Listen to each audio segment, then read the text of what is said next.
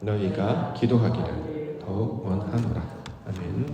히브리서 13장 16절부터 19절까지 본문입니다. 하나님이 기뻐하시는 제사. 하나님이 기뻐하시는 제사. 말씀의 제목입니다. 16절에 나와 있습니다. 16절 오직 선을 행함과 서로 나누어 주기를 잊지 말라. 하나님은 이 같은 제사를 기뻐하시느니라. 자, 하나님이 기뻐하시는 제사가 있다는 거죠. 선을 행하는 것과 서로 나누어 주는 것. 자, 이와 같은 제사를 우리 하나님께서 기뻐하신다. 그러므로 이 기뻐하는 제사를 드리는 우리 성도와 교회가 되어야 할 것입니다. 제사라는 개념을 우리가 또 이해해야 하는데요. 제사. 1차적으로는 제물을 바쳐서 예를 표하는 어떤 행위, 그런 의식을 가리키는 말이죠. 구약에서는 소를 잡거나 양을 잡고 곡식 등을 바쳐서 드리는 것을 이제 희생제사의 형태로 우리 가운데 나타냈습니다. 이 희생제사의 목적은 무엇이었냐면 소나 양 또는 곡식 이러한 제물을 바치는 것 그 자체가 아니었어요.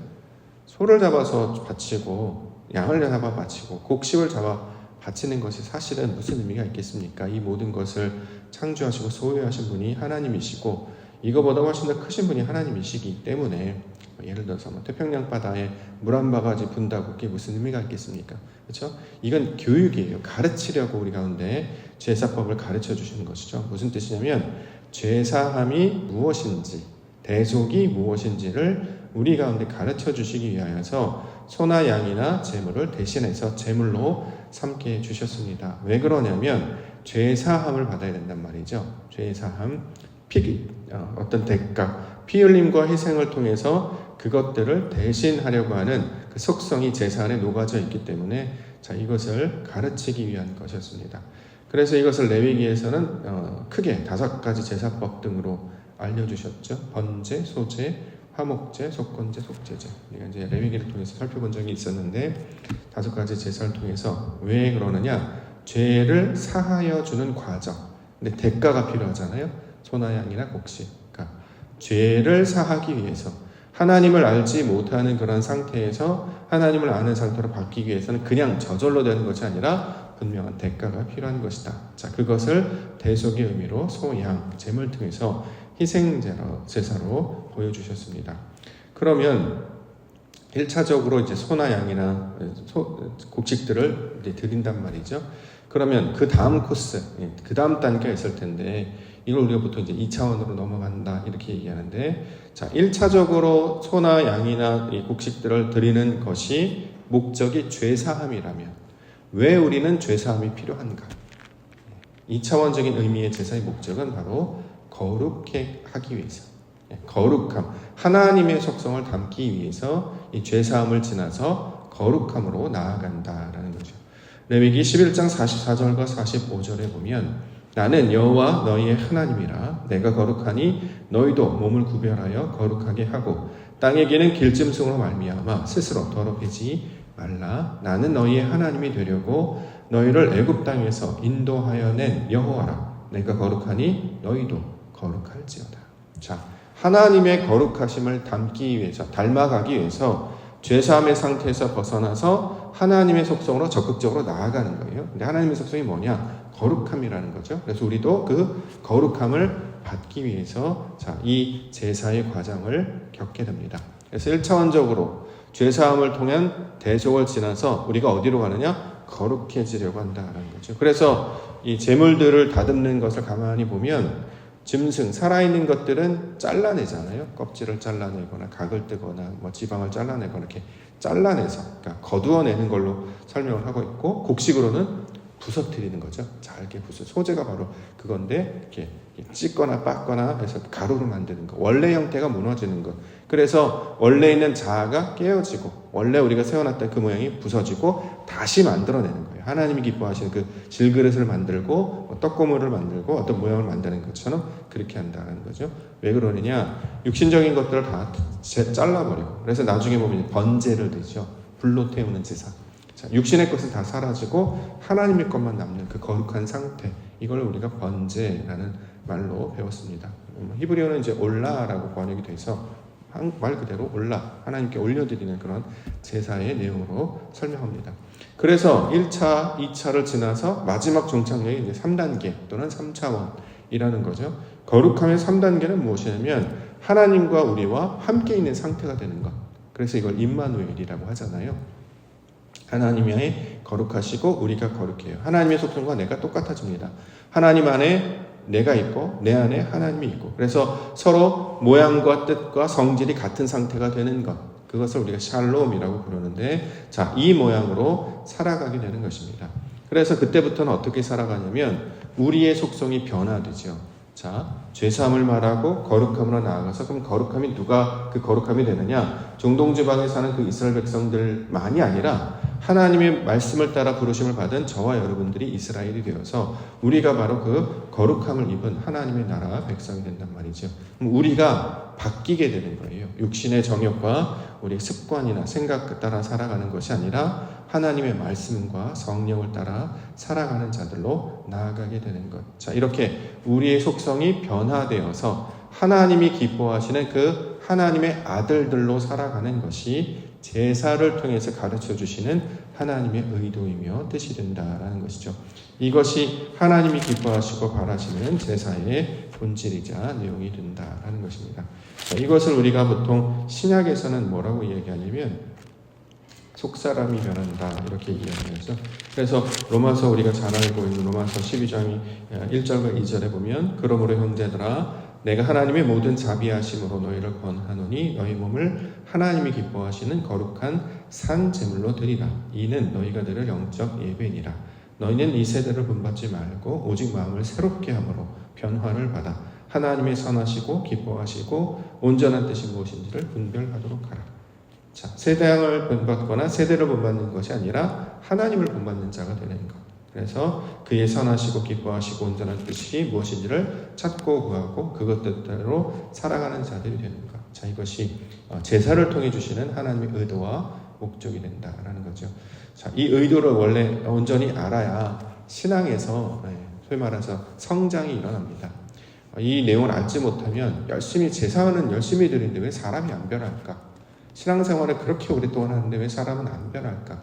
제대로 된 제사를 드리지 못하고 있기 때문에 무엇을 우리가 찾고 무엇을 우리가 기억해야 되는지 모르고 나아가기 때문에, 자, 핵심을 딱 건드리고 목적, 그 가장 중요한 것을 딱 만나고 그걸 먹어야 되는데 그걸 먹지 않고 마당만 밟고 지나가는 경우가 되는 것. 그렇기 때문에 지체되고 성장하지 못하거나 또는 이제 오히려 더 후퇴하는 경우가 나타나게 된다는 것이죠. 하나님께서 말씀하신 좋은 땅, 그 옥토의 땅에 씨가 뿌려지면 어떤 일이 벌어집니까? 30배, 60배, 100배 자라고 변화되는 놀라운 하나님의 은혜가 나타나는데, 그 영광을 위해서 저와 여러분들을 제사 드리는 자로, 우리로 이제 다시 표현하면 이제 예배와 관련돼 있죠. 예배 드리는 자들로 우리를, 저와 여러분들 인도해 주신 줄 믿습니다. 자, 이렇게 온전한 제사, 하나님의 말씀의 뜻이 무엇인지를 온전히 알고 나는 악인의 장막에 거하는 것보다 어디 사는 게 좋다고요? 하나님의 성전에 문지기로 사는 게 좋다고요. 예배자가 되는 게 좋다. 자, 이렇게 우리 시편 84편을 통해서도 말씀을 받았는데, 그것이 바로 예배하러 부르시는 저와 여러분들을 가리키고 있는 말입니다. 자, 예배하고 하나님이 기뻐하시는 그 제사로 속사람이 변화되어 아버지의 뜻을 행하는 믿음의 사람 되게 하옵소서. 이렇게 말씀 붙잡고 기도 가운데 나아가는 기도 시간 되기를 원합니다. 자, 16절 선을 행함과 나누어지기 다시 한번 볼게요. 하나님이 기뻐하신 제사가 뭐냐면 16절에 보니까 오직 선을 행함과 서로 나누어지기를 잊지 말라. 요거를 각 단계별로 해석해서 받을 수 있어요. 1차적으로 받아도 되고 2차로 받아도 되고 3차로 받아야 된단 말이죠. 1차로 받는다는 게 무슨 뜻이냐면, 자, 1차로 선을 행한다 그러면 우리가 보통 알고 있는 개념으로 그냥 한다는 거예요. 선을 행한다라고 하면 우리 보통 착한 일 한다, 남 도와준다, 그런 생각하잖아요. 그렇게 해도 된단 말이죠. 그런데 성경에서 말하는 본질이 무엇인지를 우리가 바로 알아야 된단 말이죠. 우리가 남을 왜 돕는지, 여기서 말하는 남은 또 누구를 우리가 도와야 되는지, 이게 개별적으로 따지게 되면 너무 방법이 많아지기 때문에 원리, 본질을 우리가 깨달아야 되는데, 성경에서 말하는 선을 행한다라는 것은 무슨 뜻이냐면 하나님이 기뻐하시는 일을 행한다라는 것이잖아요. 원래 의도가 빌립보서 1장 6절 너희 안에서 착한 일을 시작하신 이가 그리스도 예수의 날까지 이루실 줄을 우리는 확신한다. 자, 선을 행한다는 것이 착한 일을 행한다는 거예요. 성경에서 말하는 착한 일이 무엇입니까? 선을 행한다는 게 무슨 뜻입니까? 그걸 알아야 된단 말이죠. 그게 뭐냐면 하나님이 하시는 일을 선하다라고 얘기하는 거예요. 우리가 하는 게 선한 게 아니죠. 우리는 선하지 못합니다. 항상 의도를 가지고 있고 대가를 가지고 있고 어떤 특별한 이유, 그러니까 아무런 대가 없이 하는 사람은 없어요. 뭔가 바라는 것이 있고 욕망이 있기 때문에 뭔가 움직이는 것이지 그것도 다 개인적인 욕망을 위해서 움직이는 것이지. 그렇기 때문에 선을 행한다라고 얘기하지 않습니다. 선은 항상 하나님만 선하시고 하나님이 하시는 일만 선한 일이기 때문에 여기서 말하는 선을 행한다라고 하는 것은 하나님이 하시는 일을 바라고 소망한다라는 뜻으로 우리가 이것을 받아야 합니다. 그래서 원문을 보니까 이 선을 행한다의 원문은 헤세드라고 되어 있습니다. 헤세드 많이 들었잖아요. 은혜 또는 긍휼이라고 보통 번역되는 히브리어 말 헤세드. 헤세드가 무슨 뜻이냐면 착한 일 해라, 구제해라, 뭐 선교라, 봉사하라 이런 의도가 아니라 헤세드는 하나님의 것을 우리 가운데 넘겨주시는 거예요. 하나님의 속성이 거룩함이시잖아요. 근데 그 거룩함을 우리가 받아내는 거예요. 이걸 헤세드라고 해요. 우리가 왜 헤세드라고 얘기하냐면 하나님의 것을 우리가 받았기 때문에 이걸 은혜라고 한단 말이죠. 우리가 딴 사람들 돕는 거를 헤세드라고 하지 않아요. 그냥 하는 거예요. 그냥 의도 없이. 그럴 수도 있고 아닐 수도 있어요. 그게 뭐 대단한 일이 아니라는 거예요. 그것조차도 사실은 이 땅 가운데 살아가면 힘들지만 중요한 것은 하나님께서 내게 행하는 것을 기억하라는 거죠. 오늘 그래야 이게 기쁜 하나님이 기뻐하시는 제사가 된다라는 것입니다. 하나님께서 하시는 일을 우리가 기억하지 못하고 자꾸 사람의 일만 하게 된다 그러면 이게 소위 말하는 사람의 의가 되기 때문에 인간들의 의가 되기 때문에 성경은 철저하게 인간은 죄인이라고 얘기하고 선의 능력이 절대 없다라고 이야기하고 오직 하나님만 선하신 분이시고 자 하나님에 관한 역사는 오직 하나님만 행하신다 그 이야기를 하고 있는 것입니다. 그러므로 우리가 제사할 때 예배할 때 무엇을 기억해내냐 하나님께서 나에게 주의 은혜를 베풀어 주실 줄 믿습니다. 이걸 기억하라는 거죠. 그래서 예배하는 거 아니겠습니까? 속성이 바뀌지 아니하면 선으로 연결되지 않습니다. 우리의 마음밭이 바뀌지 않으면 온전히 전달이 되지 않아요. 그래서 항상 하나님은 우리의 사람을 변화시키기를 기뻐하시고 이것을 위해서 모든 일을 감당을 해주신다는 거죠. 이것을 성경에서는 속사람의 변화로 설명하기도 합니다. 고린도후서 4장 16절 그러므로 우리가 낙심하지 아니하노니 우리의 겉사람은 낡아지나 우리의 속사람은 날로 새로워지도다.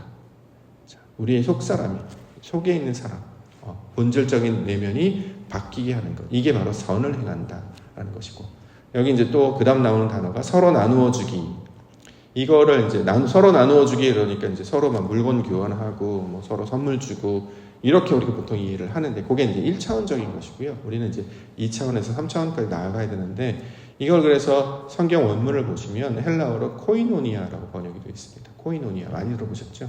교제하다 할 때 성도들 간에 교제할 때 우리가 보통 코이노니아 이 헬라어를 사용을 하는데 이 성도들 간의 교제라고 할 때 코이노니아의 본질은 뭐냐면 서로 함께 모여서 밥 먹고 차 마시고 덕담 나누고 그걸 교제라고 하지 않아요.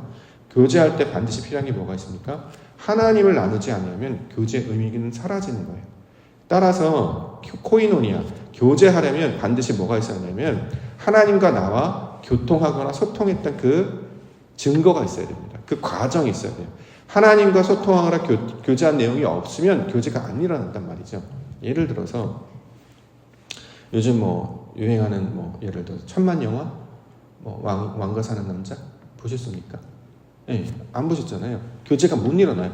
본 사람이 있고 안 본 사람이 있어요. 본 사람은 막 얘기를 하는데 안 본 사람 모른단 말이죠. 교제가 안 일어나잖아요. 만약에 뭐 왕과 사는 남자를 봤는데 뭐 이게 좋았고 뭐 호랑이가 나왔고 뭐 사람들이 어때 웃겼고 재밌고 슬펐고 뭐 이런 얘기를 해요.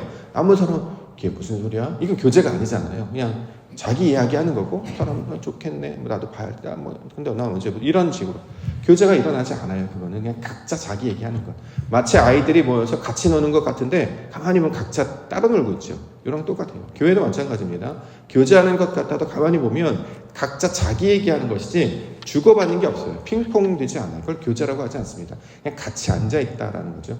교제의 그 코이노니아의 본질은 뭐냐면 하나님과 내가 나누는 것이 있어야 내 안에 말씀이 있고 증거가 있고 하나님이 주신 은혜가 있어야 이걸 내어놓아야 그쪽 사람도 하나님에 대한 것을 갖고 있기 때문에 그래야 교제가 일어나요. 아, 이게 바로 하나님이 하시는 일이구나 라고 일어난다는 거죠. 그래서 서로 나누어 준다라는 것을 잊지 말라라고 하는 것은 사람과 사람을 먼저 얘기하는 것이라기보다는 하나님께서 우리에게 주신 것이 무엇인지를 기억하라, 이 뜻입니다.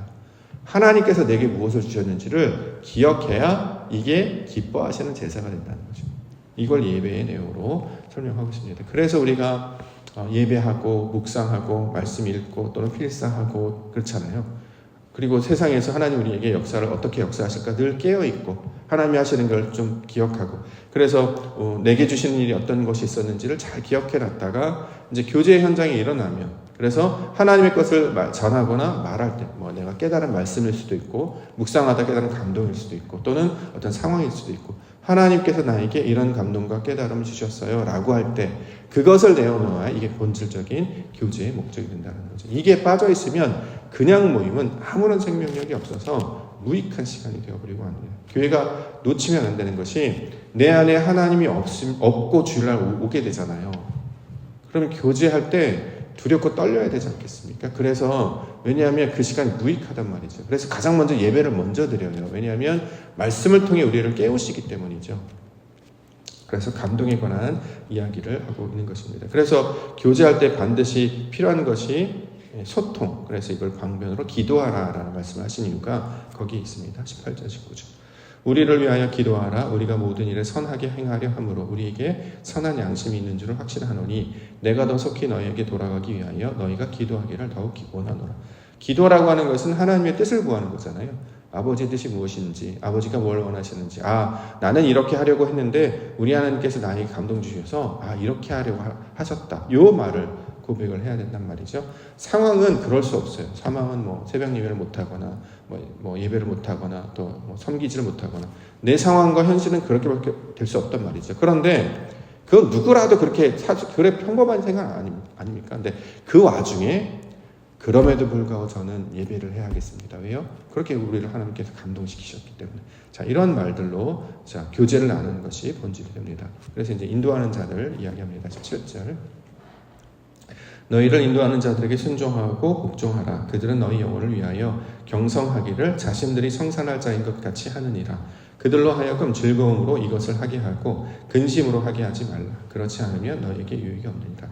1차적으로 받으면 이제 인도하는 자들에게 순종하고 복종하라 라고 하는 것이 이제 보통 선생님, 교사, 메신저, 어떤 교회에서는 목사라고 얘기하기도 하지만 그럴 수 있습니다. 인도하기 때문에 말씀을 가르치는 자들, 그들을 근심하지 않게 하는 것, 그래야 내 유익이 있다라는 거죠. 이게 무슨 뜻이냐면 가르침대로 받지 아니하면 그래서 그것을 가지고 소통하거나 교제하지 않으면 나에게 아무런 유익이 없다라는 것입니다. 예를 들어서 부활절이 다가오는데 우리 부활절 때 좋은 날이고 기쁜 날이기 때문에 그냥 맞이하지 말고 뭔가 준비했으면 좋겠습니다. 찬양을 준비하든 기도를 준비하든 물질을 준비하든 마음을 준비하든 이렇게 준비해서 만나는 것과 한편으로는 이런 걸 준비했으면 좋겠습니다 하는데 그런 거 왜 해요? 귀찮게 하지 말아요. 그런 사람도 있겠죠. 그러면 누가 유익이 있겠습니까? 해봅시다. 해볼게요. 이때는 한 번도 해본 적이 없는데 이번 한 달 후에 있을 부활절을 위해서 제가 기도도 준비하고 말씀도 준비하고 또는 차곡차곡 어떤 것들 준비하며 그걸 맞이할 때 나에게 유익이 있잖아요. 그러면 내가 그 소망하고 변하기 때문에 자, 이러한 것들을 이제 순종하라는 것으로 가르쳐주고 있는데 원래 이제 본문에서 말하는 인도하는 자들의 본질적인 의도와 뜻은 무엇이 되겠습니까? 말씀과 성령을 가리키는 말이겠죠. 하나님께서 우리를 인도해 내시기 때문에 주님 주시는 말씀과 성령에 반응하도록 하는 것이 이것이 너희에게 유익하다. 이것으로 가르쳐주고 있습니다. 그래서 기독교인들의 특징이 뭐냐면 설득으로 움직이지 않아요. 설득이 안 되지만 보통 어떤 분들 보시면 날 설득해봐 막 이렇게 얘기하시는데 기독교는 설득이 아니라 감동입니다. 감동. 설득은 이해가 되지 않아요. 설득은 이해가 되어 움직이잖아요. 근데 모든 것들을 다 이해로 이게 풀 수가 없습니다. 왜냐하면 하나님의 감동은 되게 신기해요. 말이 안 돼요, 사실은. 이렇게까지 한다. 이런 느낌이 돼요. 이 감동 아니겠습니까? 보통 설득이라고 하는 것은 이제 1차원 내지는 2차원적인 우리가 충분히 상식적으로 납득이 될 만한 이런 것들을 우리가 보통 설득이라고 하고 성경은 설득이 반드시 들어갑니다. 그렇다고 무조건 강요하느냐 그건 아닌데 설득보다 상위에 있는 것이 뭐냐면 감동이에요. 감동. 하나님께서 우리 마음을 그렇게 만드셨어요. 그래서 히브리서에서 왜 감동으로 이 설명을 하냐면, 그래서 뭐라고 얘기하냐면 이걸 믿음이라고 얘기한단 말이죠. 상식적으로 보면 그럴 수 없어요. 그런데 믿음이 있는 사람들은 상식을 뛰어넘는단 말이죠. 그래서 이 감동을 통해서 움직이게 된다라는 것입니다. 그래서 우리를 인도하는 자들이 누구냐면 성경은 말씀과 성령입니다. 성경의 말씀이 나를 움직여내는 거고 성령의 감동하심이 우리를 이끌어내는 것입니다. 그래서 그것들에 반응하는 연습들을 하는 것이 하나님이 기뻐하시는 제사를 드리는 자들에게 나타나는 특징이다라는 것이죠. 저와 여러분들이 바로 그 말씀을 우리 가운데 허락하셔서 예배하게 하십니다. 뭐 새벽 예배도 사실은 감동 때문에 하는 거 아니겠습니까? 피곤하고 힘든데 굳이 이것을 왜 해야 되는가?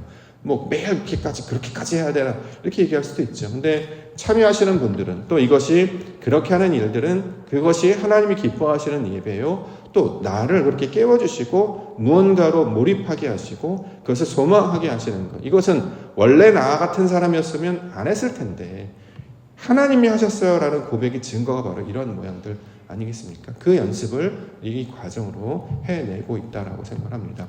이 연습들이 되어 계신 분들이 앞으로 삶을 살 때도 똑같이 살아가게 된다는 거죠.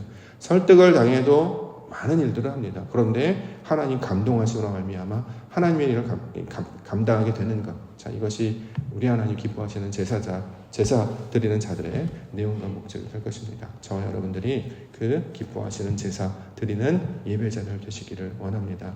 말씀을 통해 성령을 통해. 그래서 왜 하게 되느냐? 하나님이 하셨어요. 그 햇새들을 받아서 하나님의 감동으로 주의 나라를 꿈꾸며 소망하며 나아가시는 예배 성도님들과 교회 되시기를 주의 이름으로 축원합니다.